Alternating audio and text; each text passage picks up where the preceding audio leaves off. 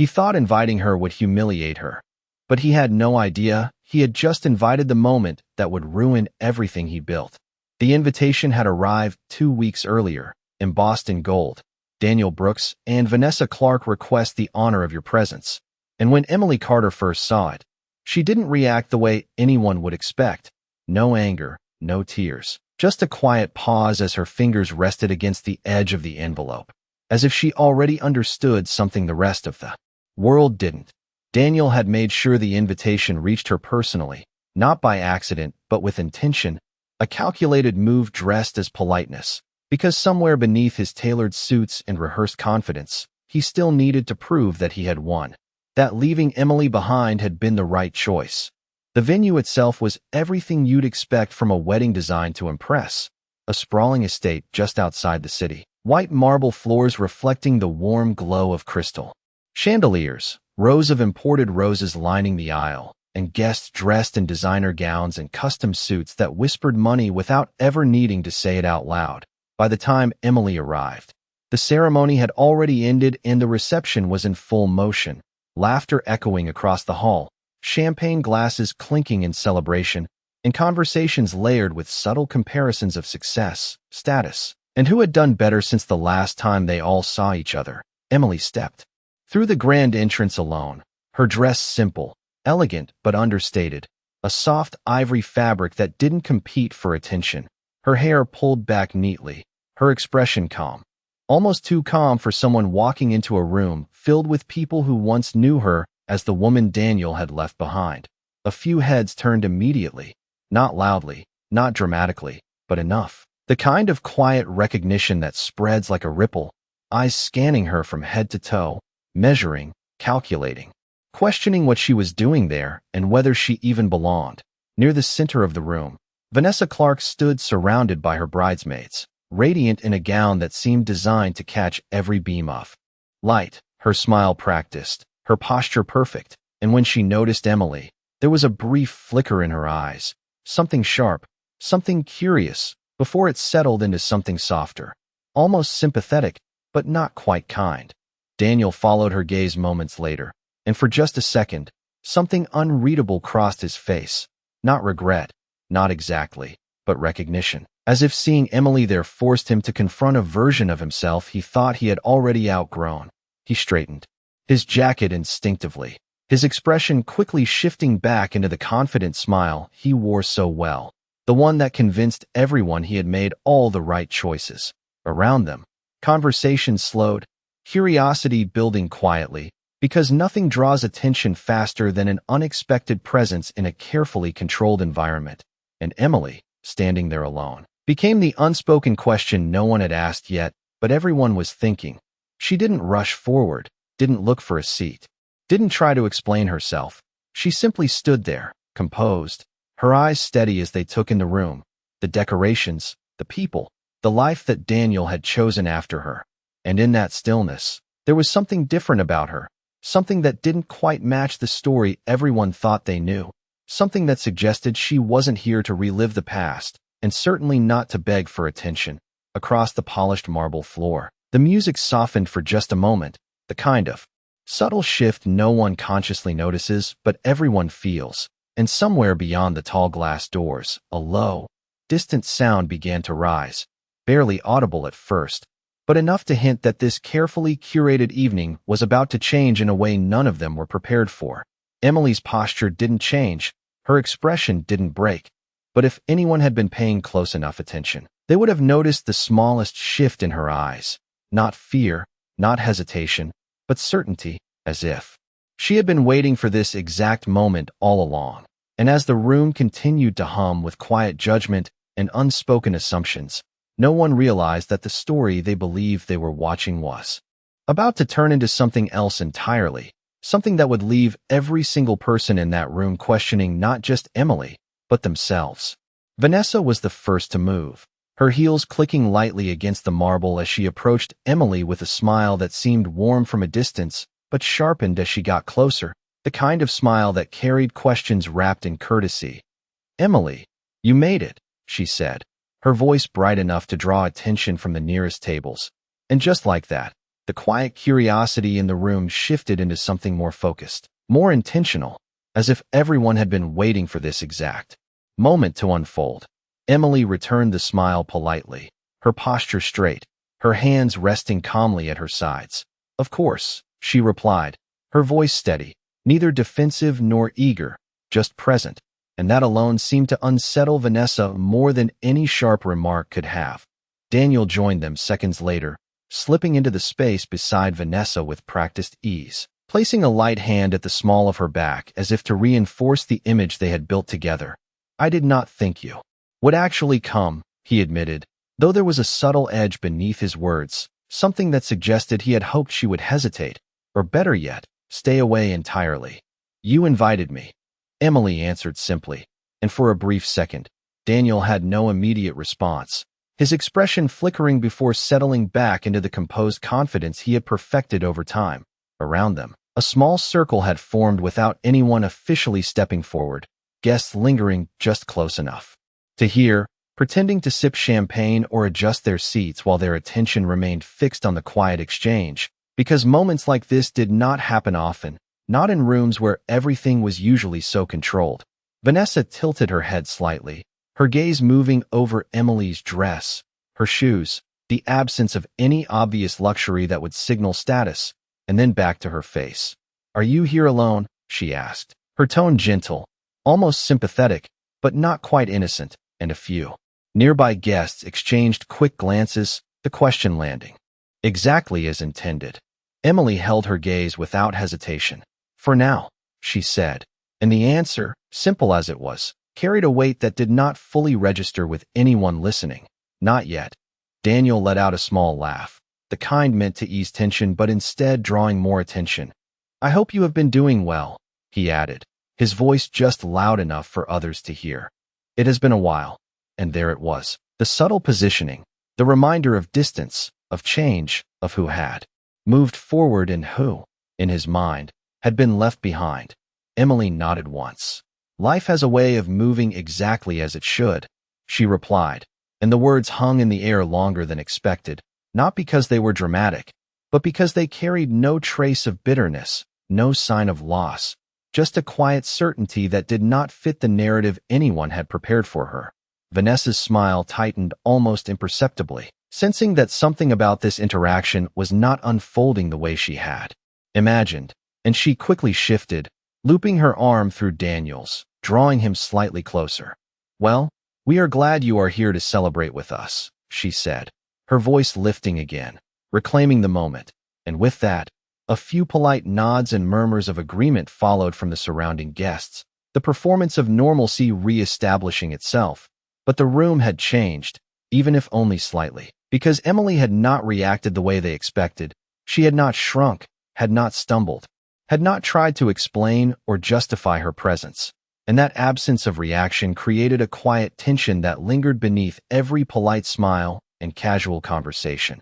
As the music resumed its steady rhythm and servers moved between tables with trays of sparkling drinks, the subtle hum of speculation grew stronger, whispers threading through the crowd, questions forming without answers, and through it all, Emily remained exactly where she was, composed, unhurried, her eyes occasionally drifting toward the tall glass doors at the far end of the hall, as if she were listening for something no one else could hear. And just beyond those doors, the faint sound from earlier grew slightly clearer, not loud enough to interrupt the celebration, but steady enough to suggest that whatever was approaching was not accidental. And as the evening continued to unfold with carefully crafted elegance, no one in that room realized how close they were to witnessing a moment that would quietly dismantle every assumption they had made about the woman standing right in front of them. The tension did not disappear after that exchange. It only settled into something quieter, something sharper, like a thin crack beneath polished glass, invisible at first glance, but impossible to ignore once you knew it was there. And as guests slowly returned to their conversations, their laughter carried a different tone now, lighter on the surface, but layered with curiosity. Because Emily Carter had not reacted the way they had expected, and that alone made her more interesting than anything else happening in the room. Daniel tried to reclaim control of the evening, moving from table to table with practiced charm, shaking hands, accepting congratulations, but every so often his gaze drifted back toward Emily, as if checking whether she had changed, whether she would finally reveal the discomfort he had anticipated. But she did not. She simply moved through the reception with quiet grace, accepting a glass of sparkling water from a passing server, offering polite nods when spoken to, never lingering too long in any one conversation, and never once explaining herself. Across the hall, Vanessa watched more closely than she let on, her smile unwavering as she greeted guests, but her attention kept returning to Emily, to the way she stood, to the calm in her expression, to the absence of any visible effort to impress, and that absence began to feel less like simplicity and more like certainty. A subtle shift that unsettled her in a way she could not quite articulate. A group of Vanessa's friends gathered nearby, their voices lowered just enough to pretend discretion. "Do you know why she is here?" One of them whispered, her eyes flicking toward Emily. "I heard she has not really done much since the breakup," another added, her tone carrying the faintest trace of pity, and Vanessa responded with a soft laugh, the kind designed to dismiss without confirming. "She probably just wanted closure," she said, though the explanation sounded thinner the moment it left her lips, because something about Emily's presence did not feel like someone searching for anything. At the same time, Daniel found himself drawn into a conversation he could not easily escape. An older guest, a family friend with decades of business experience, leaned in slightly and asked in a measured tone, "That is your former partner, correct?" Daniel nodded, forcing a casual expression. "Yes, that is Emily," he replied. "We ended things a while ago." And the man studied him for a moment longer than was comfortable. "Interesting," he said quietly, before taking a sip of his drink and turning away, leaving Daniel with the distinct feeling that the judgment in the room was not flowing in the direction he had intended. Near the edge of the dance floor, Emily paused briefly, her gaze once again shifting toward the tall glass doors, and this time the sound from outside was no longer distant. It was closer, clearer, the low, steady hum of an engine that did not match the rhythm of the evening, not loud enough to interrupt, but distinct enough to stand apart from everything else. And for a fleeting moment, the music inside seemed to soften again, as if the room itself was preparing for something it could not yet see. A valet near the entrance straightened his posture, glancing toward the driveway with a subtle change in expression, and another staff member followed his gaze, their quiet exchange unnoticed by most of the guests, but not by Emily, whose eyes held steady, her expression unchanged, yet carrying that same quiet certainty that had been there from the beginning. Back at the center of the room, Vanessa raised her glass for a toast, drawing attention once more, her voice bright and confident as she spoke about new beginnings, about love, about the future she and Daniel were building together, and as the guests responded with applause and raised glasses, the moment seemed to return to its intended script, polished and perfect, but just beyond the walls of that carefully orchestrated celebration. Something else had already arrived, something that did not follow their expectations. And as the sound outside came to a slow, deliberate stop, the kind that signals intention rather than coincidence, the entire evening stood on the edge of a shift no one inside was prepared to understand. The applause from Vanessa's toast lingered for a moment longer than usual, as if the room needed that extra second to convince itself that everything was still perfectly in place. But just as the final clinks of raised glasses faded into the background, the tall glass doors at the far end of the hall opened with a quiet precision that did not match the casual rhythm of the evening, and one by one, heads began to turn. Not abruptly, not all at once, but in a slow, almost synchronized motion, like a ripple moving across still water.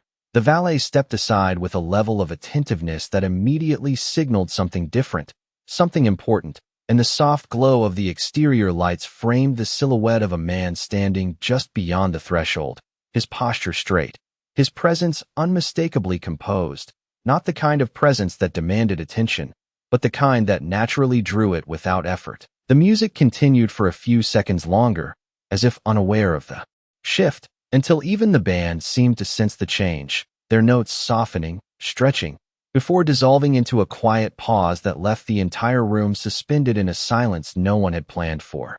Daniel's smile faltered mid-conversation, his eyes narrowing slightly as he tried to place the figure now stepping inside.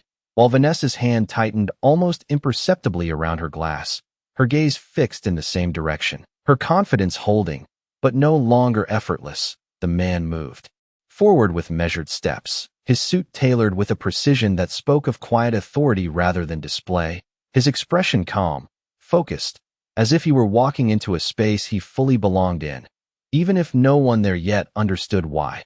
A few guests near the entrance instinctively shifted aside, creating a path without being asked, their conversations fading into murmurs as recognition began to spark in scattered corners of the room, not widespread yet, but enough to create a subtle current of unease among those who sensed that something important was unfolding just beyond their understanding. Emily did not move, not immediately. She simply watched, her eyes steady, her posture unchanged, and in that stillness, there was no surprise, no hesitation, only a quiet alignment between what was happening and what she had already known would happen. The man's gaze moved across the room with quiet intention until it found her, and in that instant, the distance between them seemed to collapse, not physically, but in a way that shifted the entire atmosphere of the space, because whatever connection existed between them did not need explanation. It was evident in the way he stopped, just for a fraction of a second, before continuing forward with a purpose that left no room for doubt. Daniel felt it before he understood it, a subtle tightening in his chest, a flicker of uncertainty that did not belong in a night he had so carefully controlled. And as the man drew closer, the faint whispers that had begun at the edges of the room started to grow, names being exchanged in low voices, questions forming without answers, because recognition was spreading, slowly but unmistakably, like a spark catching dry air. Vanessa turned slightly toward Daniel, her voice low, almost controlled. "Do you know him?" she asked. And for the first time that evening, Daniel did not respond immediately. His gaze fixed forward, his confidence no longer as steady as it had been moments ago.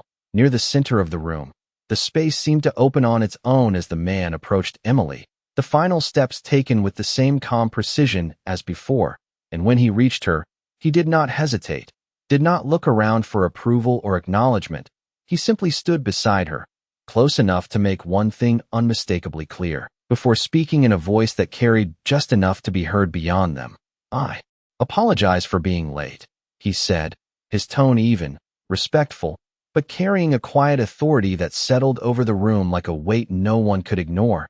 And in that moment, the carefully constructed balance of the evening shifted completely, not with noise, not with spectacle, but with a single presence that made every assumption in that room feel suddenly fragile. The words settled into the room with a weight that no one could ignore, not because they were loud, but because of who had spoken them. And for a brief moment, no one moved, no one spoke, as if the entire reception had been placed on pause by a presence that did not need to announce itself to be understood. Emily turned slightly toward him, her expression softening just enough to reveal something deeper beneath her calm exterior. Not surprise, not relief, but recognition, the kind that comes from trust already established long before this moment. And with a quiet nod, she replied, "You are right on time." Her voice steady, her tone effortless, and that exchange alone carried more meaning than any explanation could have provided. Daniel felt the shift instantly, the subtle but undeniable realignment of attention in the room. Conversations that had once centered around him and Vanessa now redirected, eyes no longer admiring but questioning, measuring something they had not needed to consider before. And for the first time that evening, he found himself standing in a space that did not feel entirely his. Vanessa straightened her posture, her smile returning, but tighter now, more controlled, as she stepped forward slightly, her voice light but edged with curiosity. "And you are?" she asked, her gaze fixed on the man beside Emily, expecting perhaps a polite introduction that would restore the balance she had carefully maintained. The man turned toward her with composed ease, his expression respectful yet distant, the kind of presence that acknowledged others without seeking their approval. "Alexander Hayes," he said simply, and the name moved through the room in a quiet wave, not immediate, not universal, but enough, because for some, it landed with instant recognition, a flicker of widened eyes, a subtle intake of breath, while for others, it carried the weight of something they felt they should know, even if they could not yet place it. Near the back of the room, one guest leaned toward another, whispering, just loud enough to be heard by those closest. "That is Hayes, from Hayes International." And suddenly, the pieces began to align, not fully, not all at once, but enough to create a ripple that spread outward, each whisper building upon the last, until the room itself seemed to hum with a new kind of awareness. Daniel's expression shifted, almost imperceptibly, his mind catching up to the name, the implications, the quiet authority that now stood beside Emily, not as an observer, but as someone directly connected to her. And the realization did not arrive as a shock, but as something heavier, something slower, something that settled in with uncomfortable clarity. Vanessa's smile held, but her eyes betrayed a flicker of recalculation, the effortless confidence she had worn all evening now requiring effort to maintain, because the narrative she had relied on, the quiet assumptions that had shaped her earlier words, no longer fit the reality unfolding in front of her. Alexander did not elaborate, did not offer credentials or explanations. He simply turned his attention back to Emily, his presence aligning naturally with hers. And in that alignment, something undeniable formed, not loud, not dramatic, but clear enough that even the most distracted guest could feel it, a shift in status that did not rely on appearance or words, but on something far more difficult to imitate. The silence that followed was not empty. It was full, filled with realization, with unspoken questions, with the quiet unraveling of judgments made too quickly. And as the room struggled to recalibrate, Emily remained exactly as she had been from the moment she arrived, composed, unshaken, her dignity intact, because she had never needed to prove anything. She had only needed to wait for the truth to arrive on its own. And now that it had, the difference between what they thought they knew and what was real stood plainly in front of them, impossible to ignore and even harder to forget. The shift in the room did not happen all at once. It unfolded in layers, subtle at first, then undeniable, as recognition spread from one corner to another, carried in hushed voices and widened eyes, until the name Alexander Hayes no longer floated as a question but settled as fact. And with that fact came a quiet recalibration of everything that had been said, every glance that had been exchanged, every assumption that had been made about Emily Carter just moments earlier. Daniel felt it most sharply, not because anyone spoke directly to him, but because no one needed to. The shift in attention said enough. The way guests who had been eager to congratulate him now found reasons to glance elsewhere, to reconsider, to reassess the narrative they had accepted without question. And for the first time that evening, his confidence did not return as easily as before. Vanessa maintained her posture, her smile still in place, but the ease had left it, replaced by something more deliberate, more measured, as she took a small step forward, determined not to lose control of the moment. "It is a pleasure to meet you," she said, her voice smooth, her tone carefully balanced between curiosity and composure.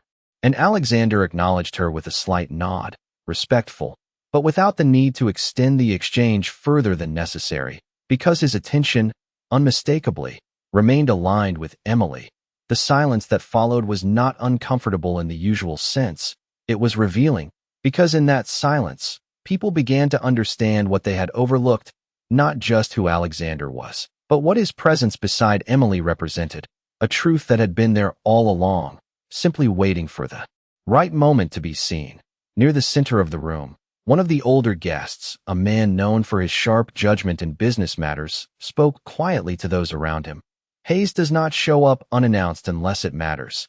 And that single observation carried more weight than any formal introduction could have, because it reframed the entire scene, not as coincidence, but as intention. Daniel's gaze shifted back to Emily, searching now, not for weakness, but for answers, and what he found unsettled him more than anything else that had happened that night, because she looked exactly the same as she had when she arrived, calm, composed, unchanged, as if none of this had surprised her, as if she had never been out of place to begin with. The memory of his earlier words echoed faintly in his mind, the subtle remarks, the quiet positioning, the assumptions he had made so easily, and for the first time, They did not feel like confidence. They felt like miscalculation. Vanessa sensed it as well, though she did not show it openly, her grip tightening slightly around the stem of her glass as she turned to Daniel for a fraction of a second, seeking reassurance that was no longer as solid as it had been minutes before, because the dynamic they had relied on, the quiet hierarchy they believed defined the room, had shifted in a way neither of them had anticipated. Alexander glanced briefly around the room, not with curiosity, but with awareness, as if acknowledging the space without needing to engage with it. And then his attention returned to Emily, his voice low enough for only those closest to hear. "Shall we?" he asked, a simple question, but one that carried a quiet finality, understanding that they did not need to remain where they were not truly seen. Emily nodded, her expression soft but certain, and as she turned slightly toward the exit, the movement itself became a statement, not of escape, not of avoidance, but of choice, because she was not leaving out of discomfort. She was leaving because she had already said everything that needed to be said without speaking a single word. The guests parted once more, not out of obligation, but out of something closer to respect, their earlier judgments dissolving into a silence that felt entirely different now, heavier, more thoughtful. As Emily and Alexander moved together toward the doors, their presence no longer questioned, no longer misunderstood, but recognized for what it had been all along. Behind them, the reception remained, the music slowly returning, conversations attempting to rebuild, but nothing felt quite the same, because the illusion that had defined the evening had been quietly dismantled, and in its place stood a truth that required no explanation, only acknowledgement. And as the doors closed behind them with a soft, measured sound, the room did not erupt, did not react dramatically. It simply fell into a deeper kind of silence, the kind that lingers long after the moment has passed, because everyone there understood, in their own way, that they had just witnessed something they would not easily forget. The doors closed behind Emily and Alexander with a soft finality, and for a moment, no one inside the reception moved, as if the entire room needed time to catch up to what had just happened. But outside, the air felt different, quieter, free from the weight of expectation that had filled the hall, and Emily exhaled slowly, not out of relief, but out of completion, as if a chapter had closed exactly the way it was meant to. The driveway stretched beneath warm exterior lights, the evening calm, the distant hum of the city barely reaching them, and beside her, Alexander stood with the same composed presence he had carried from the moment he arrived, his attention steady, his tone gentle as he spoke. "You handled that exactly as I knew you would." And Emily allowed a small smile, not proud, not dramatic, just honest. "There was nothing to handle," she replied, her voice soft but certain. They saw what they needed to see, and the simplicity of her words carried a truth that did not need to be expanded. Behind the glass walls, the reception slowly began to recover, music returning, conversations restarting, but the energy had shifted, not in a way that could be easily corrected, because something fundamental had changed, and inside, Daniel remained near the center of the room, though it no longer felt like the center. His earlier confidence replaced by a quiet stillness as he replayed the evening in his mind, each moment taking on a different meaning now, each word he had spoken echoing with a weight he had not anticipated. Vanessa stood beside him, her expression composed but distant, her thoughts moving faster than her smile could keep up with, because the image she had worked so carefully to maintain had been disrupted in a way she could not immediately fix, not with charm, not with explanation, and certainly not with denial. A guest approached Daniel cautiously, offering a polite remark about the evening, but the conversation felt forced, incomplete, as if both of them understood that something more important had just taken place beyond the reach of small talk, and Daniel nodded, responding where necessary, but his attention no longer anchored in the room, instead drifting toward the memory of Emily standing there, calm, unchanged, unaffected by everything he had assumed would matter. Outside, Emily and Alexander began to walk toward the waiting car, their steps unhurried, their presence aligned in a way that did not require validation, and as they moved, the quiet strength between them became even more apparent, not in grand gestures or declarations, but in the ease of their silence, the understanding that existed without effort, The driver opened the door with a respectful nod, and Alexander paused briefly, turning toward Emily with a look that held both warmth and certainty.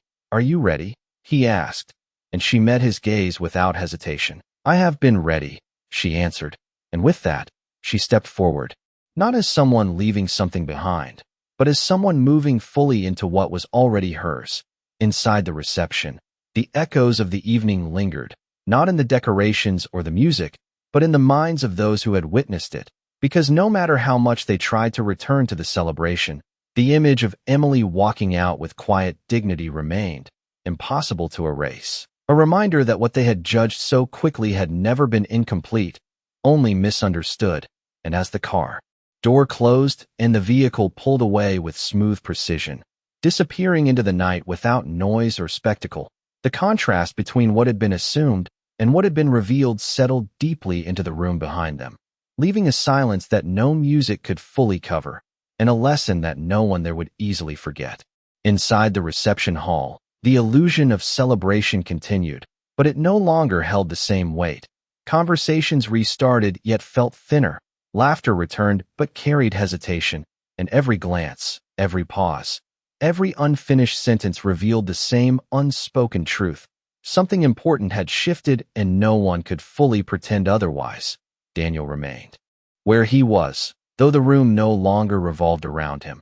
His earlier certainty replaced by a quiet unraveling as he replayed the night in fragments.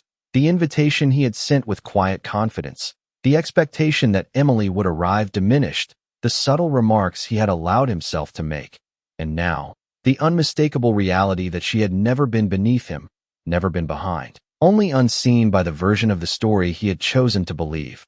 Vanessa moved gracefully through the room, greeting guests, maintaining composure, but her attention was no longer anchored in the celebration.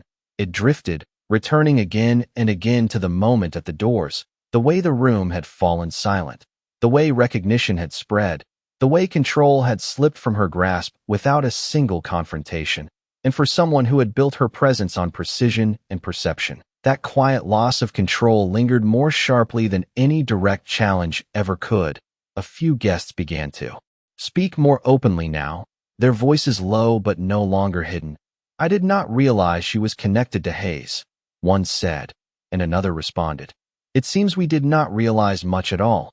And that exchange, simple as it was, captured the shift that had taken place, not just in what they knew, but in how they now viewed everything they had assumed earlier in the evening.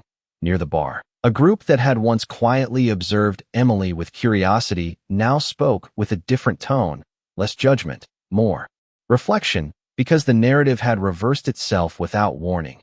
And in that reversal, the certainty they once held had dissolved into something far less comfortable, the awareness that they had been wrong. Daniel finally stepped away from the center of the room, not dramatically, not noticeably to most, but enough, his movement subtle, his expression controlled, yet the weight behind it undeniable. Because for the first time that night, he was no longer performing for others, he was confronting something internal, something that could not be corrected with confidence or charm. The realization that he had mistaken simplicity for lack, quiet for weakness, and dignity for absence. Vanessa joined him moments later, her voice measured.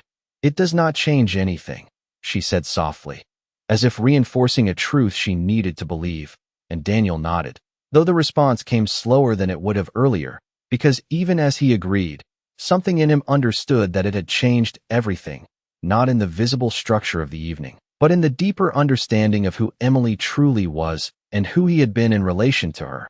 Across the room, the older guest who had recognized Alexander Hayes earlier stood quietly, observing the subtle shifts with a knowing expression, because he had seen this kind of moment before, not in weddings or celebrations, but in boardrooms and negotiations, moments where power did not announce itself loudly, but revealed itself through presence, through timing, through the quiet certainty of those who did not need validation.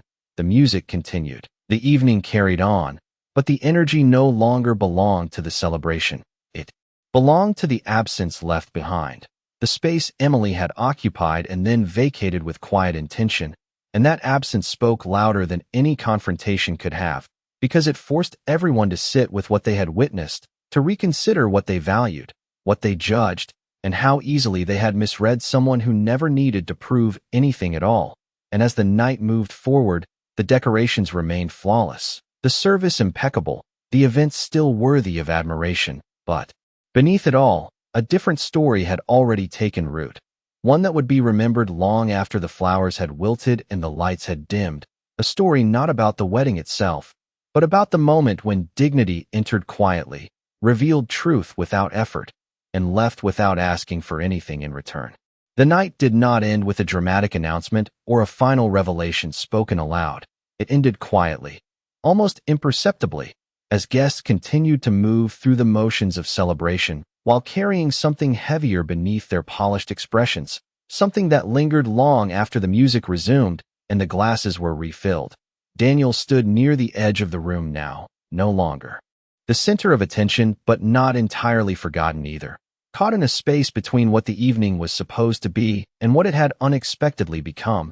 And as he watched the guests interact, he began to notice the difference, the subtle shift in tone when people spoke to him, the slight hesitation before offering praise, the way conversations no longer lingered as long as they had before, and though no one said anything directly, the absence of certainty spoke louder than any criticism ever could. Vanessa remained composed, her posture still elegant, her voice still measured, but the effort behind it had grown, visible only to those who knew what confidence looked like when it came naturally and what it looked like when it had to be maintained. And for all her control, she could not undo what had already been seen, not the presence, not the recognition, and certainly not the quiet way Emily had left without needing to defend herself or explain anything at all. Across the room, the older guest who had first recognized Alexander Hayes spoke again, not loudly, not for attention, but in a tone that carried enough weight for those nearby to listen. The ones who do not need to prove themselves are often the ones people misunderstand the most, he said, and the words settled into the space like a reflection no one could easily dismiss, because everyone there had, in their own way, participated in that misunderstanding. As the evening drew closer to its conclusion, the decorations still glowed, the service remained flawless, and the event itself continued to appear successful to anyone looking only at the surface. But beneath that surface, something had changed permanently, not in the structure of the celebration, but in the perspective of those who had witnessed it, because they had seen a different kind of presence, one that did not rely on display or validation, one that revealed itself only when the moment demanded it, and then left just as quietly. Daniel finally stepped outside for a brief moment, drawn not by curiosity, but by something he could not quite name, the need to breathe, to think, to reconcile the version of events he had expected with the reality that had unfolded. And as he looked out into the night, now calm and undisturbed, he understood something he had not allowed himself to see before, that the story he had told himself about Emily had never been complete, that what he had perceived as simplicity had been strength, what he had dismissed as quiet had been certainty, and what he had believed he had outgrown was something he had never fully understood. Inside, Vanessa watched him from a distance, her expression thoughtful now, no longer focused on control but on comprehension, because even she could sense that the evening had revealed more than it had concealed, not about status or appearance, but about perception itself, and somewhere beyond the estate, far from the carefully arranged lights and curated conversations, Emily and Alexander continued their night without interruption, without the need to revisit what had already passed, because for them, the moment had not been about proving anything to anyone. It had simply been the natural continuation of a life built on something real, something steady, something that did not depend on recognition to exist. And in the quiet aftermath of that evening, as the final guests began to leave and the lights slowly dimmed, one truth remained, not spoken, not written, but understood by all who had been there. That respect is not something that can be demanded, displayed, or assumed. It is something that reveals itself in the absence of noise, in the presence of dignity, and in the quiet certainty of those who never needed to prove their worth in the first place. And that night, in a room designed to celebrate one story, everyone had been reminded of another, far more